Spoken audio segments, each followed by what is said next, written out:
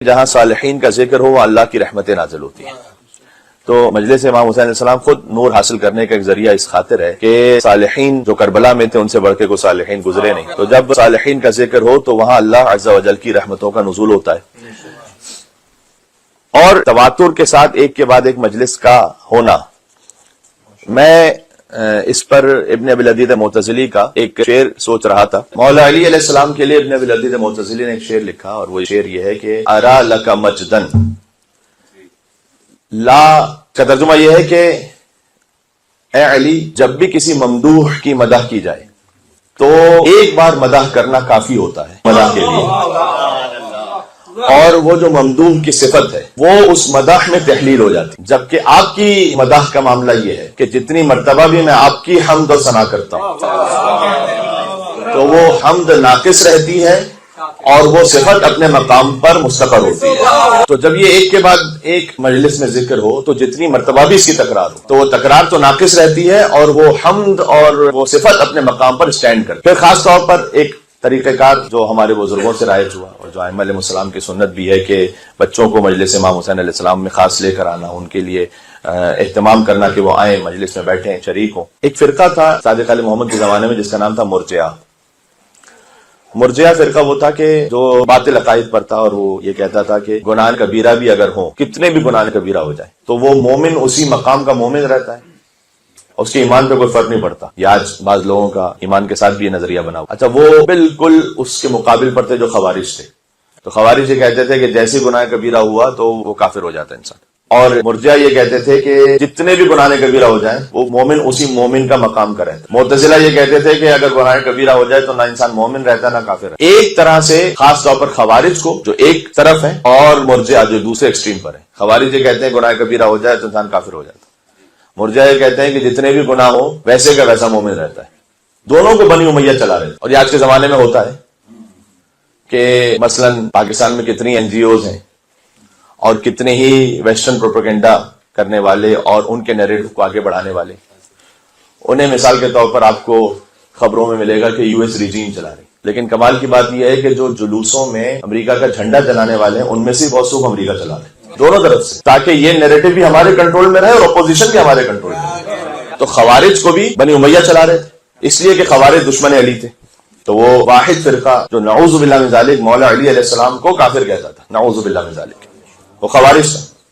تو خوارج کو سپورٹ کیا معاویہ نے، بنی امیہ نے. اور دوسری طرف سے مرجئہ جو یہ کہتے تھے کہ کتنے ہی گناہ کبیرہ کر لو تمہارا ایمان ویسے کا ویسے ہی رہے گا، اس کو بھی بنی امیہ چلا رہے تھے. اس لیے کہ یہ نظریہ سپورٹ کرتا تھا بنی امیہ کو، کیونکہ جیسے بھی ہیں تو ان کا ایمان تو ویسا ہی ہے، تو آپ انہیں برا نہیں کہہ سکتے، تو ان پہ تبرہ نہیں کر سکتے.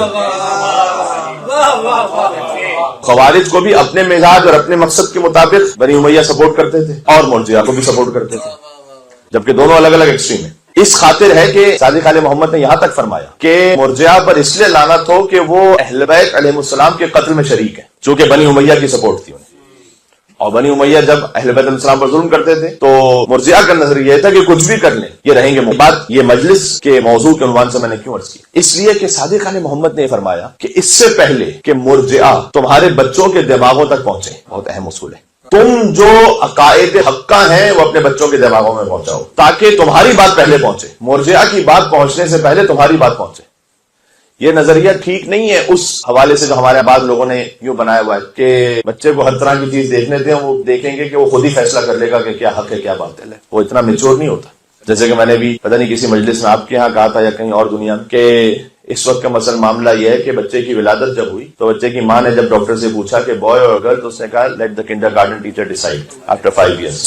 تو اس لیے کہ وہ جو بچہ ہے جو 5 سال کا ہے وہ اتنا امیچور ہے کہ اس کے بعد جو کنڈرگارٹن ٹیچر نے اس کو سمجھایا، اور اگر کوئی ایسی ٹیچر یا ایسا ٹیچر اس کو اسکول میں متھے چڑھ گیا اس کے، تو اس نے جیسے اس کو سکھا دیا جینڈر کے بارے میں، تو اب اس کا مطلب یہ نہیں ہے کہ آپ نے ہر ایک کے حوالے کر دیا اپنے بچے کو. خاص طور پر اس کا استاد کون ہے اس سے بڑا فرق پڑتا ہے، اس کے دوست کون ہے اس سے بڑا فرق پڑتا ہے، گیدرنگ کیا ہے اس سے بڑا فرق پڑتا ہے، حتیٰ یہ کہ کس کو مجلس میں سن رہا ہے اس سے بڑا فرق پڑتا ہے. ہر خطیب کے حوالے بھی آپ بچے کو نہیں کر سکتے، اس لیے کہ امام نے فرمایا ہے کہ من اصغى الى ناطق فقد عبد، جو کسی بھی بولنے والے کو غور سے سنے وہ اس کا بندہ بن جاتا ہے.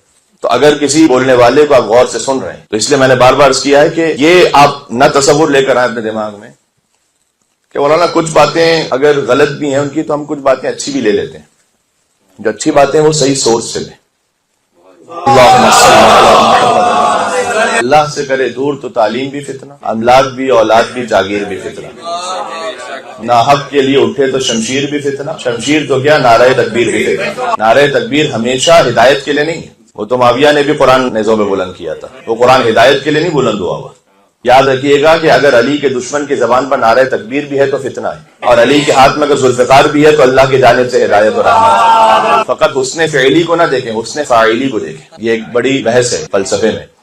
ایک ہے حسن فعل، یعنی کہ وہ کام آن فیس ویلیو اچھا ہے، لیکن وہ کرنے والا کون ہے، اس کے پیچھے اس کی انٹینشن کیا ہے. حسن فاعلی کو دیکھیں. حسن فاعلی کا مطلب یہ ہے کہ وہ جو اس کا انجام دینے والا ہے اس کی نیت میں کتنا حسن ہے. کبھی فعل ظاہر میں وہ حسن لیکن کرنے والے کی نیت بری ہے، اور کرنے والے کی جب نیت بری ہے تو وہ جو ظاہر کا اس کا حسن ہے وہ حسن نہیں. جیسے کہ خوارج نے نعرہ لگایا کہ اللہ کے علاوہ کسی کا حکم نہیں ہے، تو مولا نے کہا کہ کلمہ تو حق یراد بہ الباطل، کلمہ حق کا ہے، ارادہ باطل کا ہے. اپیرنٹ میں کام اچھا ہے، نعرہ اچھا ہے، پیچھے مقصد برا ہے. جیسے کہ یہ بل ہے کہ اگر آن فیس ویلیو لیں کہ بھائی ٹھیک ہے کسی کی بھی توہین نہیں ہونی چاہیے، جبکہ یہ خود قرآن کے خلاف ہے. بعض لوگ ہمارے بھی اس سے تھوڑا سا، اب تو خیر آہستہ آہستہ تھوڑا شعور آنے لگا، ورنہ ایک زمانہ کافی لمبا گزرا کہ جس میں اچھے خاصے پڑھے لکھوں کی زبان پر یہ بات ہوتی تھی کہ ہمارے مولا ہمارے ائمہ علیہ السلام کے فضائل ہی اتنے ہیں، آپ کو کسی اور کا ذکر کرنے کی ضرورت ہی کیا ہے. یہ سن رکھا ہے؟ نہیں سن رکھا، ہر ایک نے سن رکھا ہے. مشکل یہ ہے کہ کیا اللہ سبحانہ و تعالیٰ کے پاس قرآن کریم میں حضور کے فضائل کم پڑ گئے تھے کہ تبت یدا ابی لہب. اللہ سبحانہ و تعالیٰ کے پاس حضور مکرم کے سلسلے میں فضائل کی نعوذ باللہ کوئی کمی ہو گئی تھی کہ اللہ کو سورہ منافقون نازل کرنا پڑ رہا ہے. ضرورت کیا ہے؟ کیا امام صادق علیہ السلام کے پاس امام حسین کے فضائل کی کوئی کمی ہو گئی تھی زیارت عاشورہ میں کہ امام نے مثلاً کیا نعوذ باللہ خواب یہ کہنا شروع کر دیا کہ اللہم لا نوّر ظالم ظلم محمد سلام کہتے تھے تو کافی تھا. امام حسین کے فضائل کے اور دو چار جملے کہہ دیتے. یہاں پر زیارت عاشورہ میں اس پہ صرف کرنے کی کیا ضرورت تھی کہ اللہم لا نوّر ظالم ظلم محمد وآل محمد وآخر تابعین له علی ذلک اللہم علی حساب الذی شہادت الحسین وشاہد وبایع وتابعت القتل اللہم الجمیع. اس کو 100 مرتبہ ریپیٹ بھی کروایا. ذرا غور کیجئے گا، ایک اصول آپ کے سامنے عرض کر رہا ہوں. ہم برات از اعداء اہل بیت جب پڑھتے ہیں تو اس کا مطلب یہ نہیں کہ ہمارے پاس اہل بیت کے فضائل ختم ہو گئے. ہم برات از اہل بیت اس لیے پڑھتے ہیں کہ برات کے بغیر ولایت پوری نہیں ہے. اگر میں آپ سے عرض کروں جو کہ احادیث کے مطابق ہے کہ ولایت کے بغیر عبادت قبول نہیں ہے اور برات کے بغیر ولایت قبول نہیں ہے، اس خاطر ہے لا الہ الا اللہ. تو ناحق کے لیے اٹھے تو شمشیر بھی فتنہ، شمشیر تو کیا نعرہ تکبیر بھی فتنہ. حسن فاعلی کو بھی دیکھیں. میں نے عرض کیا کاش خود ہی برادران اہل سنت میں جو سوچنے سمجھنے والے ہیں ان میں سے بعض آوازیں بھی اٹھی اس بارے میں کہ گزشتہ کچھ عرصے سے یہ سلسلہ جو شروع ہوا کہ باغی شام کو امیر المومنین کے برابر قرار دیا جائے اور ساتھ ساتھ کی ایک اینٹی سمجھا جائے. باغی شام سے پہلے والوں کی بات نہیں کرتا اس وقت، وہ محل کچھ اور ہے اس بات کرنے کا. لیکن میں اگر اپنے سنی بھائیوں سے یہ کہہ سکوں کہ آپ کو خود اپنے ان علماء کی مذمت کرنی چاہیے کہ جو یزید کے باپ کو کسی طریقے سے مولا علی علیہ السلام کے برابر قرار دیں، اس لیے کہ اگر آپ کے پہلے امام نہ صحیح تو چوتھے خلیفہ تو ہے علی. خلافت راشدہ میں چوتھی خلافت تو ہے نا علی کے پاس. بھائی ایک ہی تو علیہ السلام ہے آپ کے پاس پورے سلسلے میں، ہماری طرح تھوڑی ہے کہ 12 علیہ السلام ہو آپ کے پاس. وہ جو ایک علیہ السلام ہے وہ بھی برابر قرار دے دیا جائے کسی ایسے کہ جس کا رضی اللہ ہونا بھی مشکوک ہے. ہم سے اس بات کا اصرار کیا جاتا ہے کہ ہم آپ کے بنائے ہوئے رضی اللہ مانیں. اللہ کے بنائے ہوئے رضی اللہ تو ہم مانیں گے، آپ کے بنائے ہوئے رضی اللہ. ہم سے موجودہ حالات کے تناظر میں بظاہر مجھے بات کرنی ہے تو اصرار کیا جاتا ہے کہ آپ کے بنائے ہوئے رضی اللہ ہم مانیں. ہم مان لیں گے آپ کے بنائے ہوئے رضی اللہ اگر آپ ہمارے لعنت اللہ مان لیں گے. اس لیے امام صادق علیہ السلام نے فرمایا کہ اس سے پہلے کہ مرجئہ، یہ فقط مثال تھی، فقط ایک مثال تھی کہ باطل فرقہ تھا، اس سے پہلے کہ وہ پینیٹریٹ کریں تو ہمارے بچوں کے دماغوں میں تم پہنچاؤ. یہ امام اسلام کی جانب سے ہدایت تھی. یعنی اس سے پہلے یہ کہ اس وقت کے جو سارے معاملات ہیں، LGBT کے معاملات ہیں، جینڈر ایشوز کے معاملات ہیں، آئیڈینٹی کے معاملات ہیں، اور بہت ساری چیزیں ہیں اور بہت سارے جو اس وقت ذہنوں میں الجھنے ہیں، اس سے پہلے کہ بچے کے دماغ میں غیر پہنچے تم پہنچو. اس خاطر ہے کہ بہت زیادہ اہمیت ہے کہ بچے کو اٹیچ رکھا جائے اس مرکز سے، مثلا سنڈے اسکول سے، مثلا امام بارگاہ سے، کہ جہاں پر ان معاملات پر اس کے لیے ایک رہنمائی ایسی ہوتی رہے یا کم از کم اس کو ایک بنیادی اصول ملتے رہے. تو اس کے بعد جب اصول ہوں گے تو کم از کم وہ کسی بنیاد پہ تو کھڑا ہوگا. جب بنیاد ہی نہیں ہوگی تو بنیاد میں قرآن اور اہل بیت اطہار علیہ السلام، جب اس کے پاس یہ بنیاد ہے اور سبمیشن ہے، یہ سبمیشن بھی ایک خاص طریقے سے جب کوئی انسان قرآن اہل بیت کی بارگاہ میں آگے پہنچتا ہے تو آہستہ آتی ہے، تو اس لیے بہت ضروری ہے۔ اصلاح کے لفظ پر ہم بات کریں آج۔ اصلاح کا خود مفہوم بڑا واضح ہے، اردو میں بھی یہ لفظ استعمال ہوتا ہے۔ اصلاح کا مطلب کیا ہے؟ جسے ہم کہتے ہیں کریکشن، ریکٹیفیکیشن، کوئی ایک ایسی غلطی کہ جو کسی کی زندگی میں ہو اسے وہ ٹھیک کر لے، سے کہتے ہیں اصلاح۔ اور یہ اتنا اہم ہے کہ بی بی فاطمہ زہرا سلام اللہ علیہا اس سلسلے میں دعا مانگا کرتی تھی، اللہم صلی علی محمد وعلی محمد۔ نماز عصر کے بعد کی دعاؤں میں ایک دعا ہے جو بی بی فاطمہ سلام اللہ علیہا سے منسوب ہے، بی بی کے نام پر ایک اور صلوات بھیجیے گا محمد وعلی محمد پر، اللہم صلی علی محمد وعلی محمد۔ وہ دعا اس طرح سے ہے کہ الہی اصلح لی دینی، پروردگار میرے دین میں میری اصلاح فرما۔ یہ بیوی دعا مانگ رہی ہیں اللہ سبحانہ وتعالیٰ سے نماز عصر کی تعقیبات میں کہ میرے دین میں میری اصلاح فرما، الذی هو عصمت امری، اس لیے کہ دین میں جب اصلاح ہو تو وہ دین کے جو safeguard of my affairs, جو میرے امور کی حفاظت کرنے والا ہے۔ جب آپ کے پاس دین ہے تو یہ دین حفاظت کرتا ہے ہمارے ان معاملات میں کہ جو ویسے دنیا کے معاملات ہوتے ہیں، لیکن ہم کہیں اس میں گمراہی میں یا حرام میں نہ پڑیں۔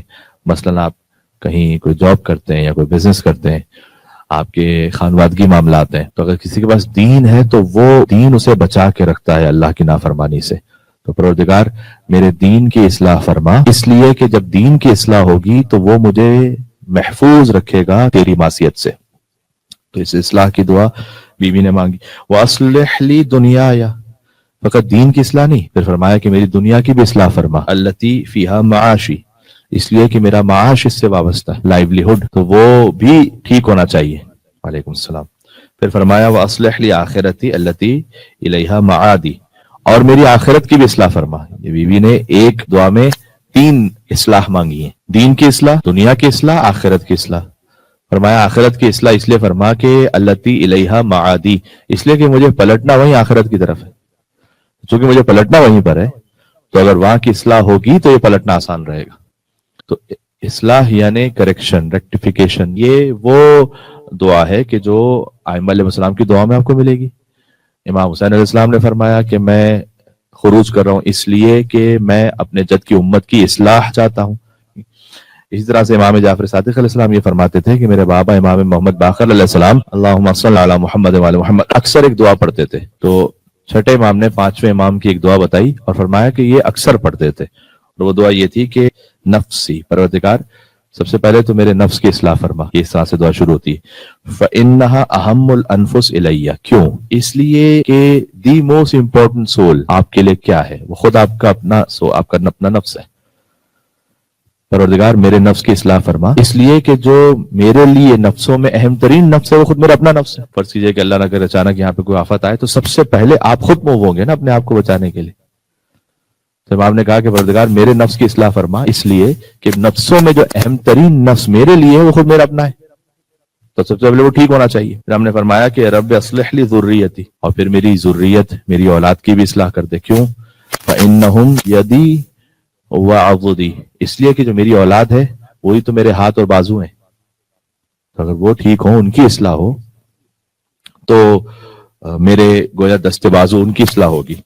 رب اصلح لی اہل بیتی، اور پھر فرمایا کہ میرے اہل بیت کی بھی اصلاح فرما، یعنی میرے گھر میں رہنے والے اور بھائی بہن رشتہ دار۔ کیوں؟ فإنہم لحمی و دمی، ان کی اصلاح اس لیے فرما کہ وہ میرا گوشت و خون ہے۔ اور پھر آخر میں فرمایا کہ رب اصلح لی جماعت اخوتی و اخواتی۔ دیکھیں یہ کس طرح سے امام الاسلام نے دعا کا طریقہ اور سلیقہ سکھلایا ہے۔ فرمایا میرے نفس کی اصلاح فرما، اس لیے کہ وہ اہم ترین ہے میرے لیے، میری اولاد کی اصلاح فرما، اس لیے کہ وہ میرا بازو ہے، میری اہل بیت کی اصلاح فرما، اس لیے کہ وہی میرا گوشت و خون ہے، اور اصلح لی جماعت اخوتی و اخواتی، اور جو میری جماعت ہے مرد اور عورت یعنی پوری کمیونٹی۔ امام نے کہا کہ یہ بھی دعا مانگو، پروردگار ہم سب کی بھی اصلاح فرما۔ کیوں؟ وہ محبتی، اور ہر اس کی کہ جس سے میں محبت کرتا ہوں۔ اب امام علیہ السلام کی جو محبت ہے وہ اللہ سبحانہ وتعالیٰ کے حکم کے تابع ہے، یعنی امام کہنا چاہ رہے ہیں، یعنی امام اپنے ہر شیعہ سے محبت کرتے ہیں، تو امام کہنا چاہ رہے ہیں کہ میرے ہر شیعہ، ہر محب کی اصلاح فرما۔ کیوں؟ فَإِنَّ صَلَاحَهُمْ صَلَاحِي، اس لیے کہ ان کی بہتری میں میری بہتری ہے۔ کتنا ایک اجتماعی پیغام ہے کہ their righteousness is my righteousness، تو اگر وہ بہتر ہے تو پھر میں بھی بہتر ہوں۔ تو کہنے کا مقصد ہے کہ اصلاح کی جو دعا ہے آپ کو ائمہ علیہ السلام کے کلام میں ملے گی، یعنی مسلسل اپنے آپ کو بہتر بناتے رہنا۔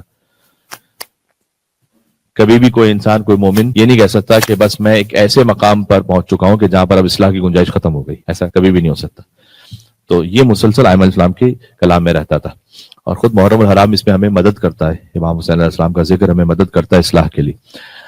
اب اگر یہ دعا چونکہ تھوڑی سی تفصیلی ہے، 4-5 جملوں پر ہے، تو کسی کو یاد نہ ہو سکے تو سمپل دعا ایک لفظ میں یا ایک جملے میں دعا یہ ہو سکتی ہے کہ اللہم اصلح کل فاسد من امور المسلمین. یہ مشہور جملہ ہے. پروردگار تو تمام مسلمانوں کے فاسد امور کی اصلاح فرماتے ہیں. یا مثلا ہم دعا میں پڑھتے ہیں کہ اللہم غیر سوء حالنا بحسن حالک، پروردگار میرے برے حال کو اچھے حال میں بدل دے. یہ اصلاح ہے.